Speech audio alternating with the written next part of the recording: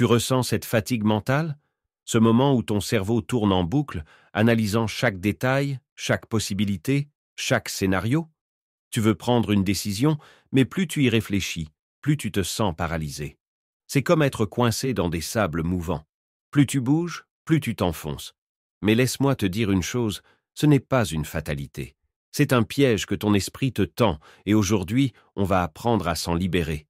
Les stoïciens avaient une règle d'or, ne souffre pas d'avance. Sénèque disait « Nous souffrons plus dans notre imagination que dans la réalité ». Et c'est exactement ce que fait l'overthinking. Il te fait vivre 1000 souffrances pour des choses qui, bien souvent, n'arriveront jamais. Alors, aujourd'hui, on va voir comment arrêter ce cycle infernal et reprendre le contrôle de notre esprit. Pourquoi notre cerveau nous torture-t-il ainsi? La réponse est simple. Il veut nous protéger. Notre esprit analyse en permanence pour anticiper les dangers et éviter la souffrance. Mais ce qui était utile à nos ancêtres dans la savane l'est beaucoup moins aujourd'hui. Le problème, c'est que l'analyse excessive devient une prison mentale. On repense sans cesse à nos erreurs passées, on s'inquiète pour l'avenir, et on oublie une chose essentielle, le moment présent. Marc Aurèle disait « Si tu es troublé par quelque chose d'extérieur, ce n'est pas la chose elle-même qui te perturbe, mais le jugement que tu portes sur elle. » L'overthinking, c'est précisément ça, un jugement négatif constant sur tout ce qui pourrait arriver. Mais ces pensées ne sont que des illusions. Il est temps de remettre les choses en perspective. Lorsque nous passons trop de temps à analyser nos actions passées ou futures, nous devenons prisonniers de notre propre esprit. Cette habitude crée du stress et nous empêche d'être efficaces dans le moment présent. Or, notre existence ne se joue que dans l'instant. Le passé est immuable et le futur est inconnu. Un exercice pratique pour prendre conscience de cette illusion est d'écrire ses pensées lorsqu'on se sent submergé.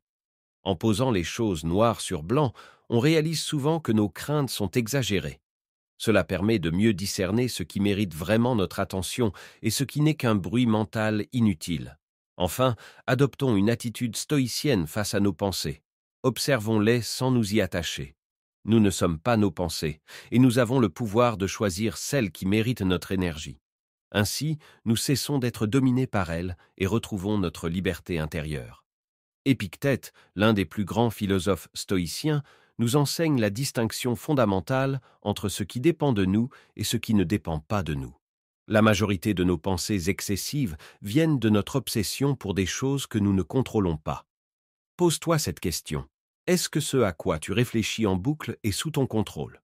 Si la réponse est non, alors lâche prise. Par exemple, si tu es préoccupé par ce que les autres pensent de toi, rappelle-toi que tu ne peux pas contrôler leurs pensées. Tout ce que tu peux faire, c'est agir avec vertu et cohérence. Sénèque nous rappelle que ce qui trouble les hommes, les stoïciens ne passaient pas leur temps à se perdre dans leurs pensées. Ils agissaient. Sénèque disait « Ce n'est pas parce que les choses sont difficiles que nous n'osons pas, c'est parce que nous n'osons pas qu'elles sont difficiles. » L'overthinking te maintient dans l'inaction. La seule manière d'en sortir, c'est d'agir. Prends une décision et avance. Même si tu te trompes, tu apprendras.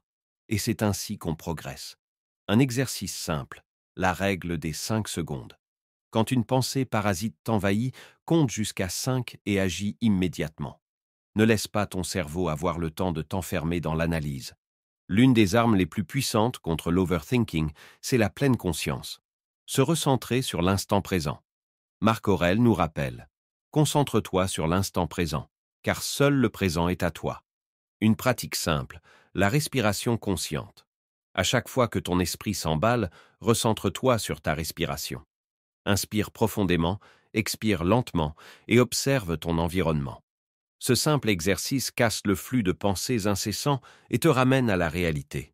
L'overthinking n'est pas une fatalité, c'est une habitude mentale que l'on peut briser. En comprenant ces mécanismes, en lâchant prise sur ce qu'on ne contrôle pas, en passant à l'action et en revenant au moment présent, on se libère.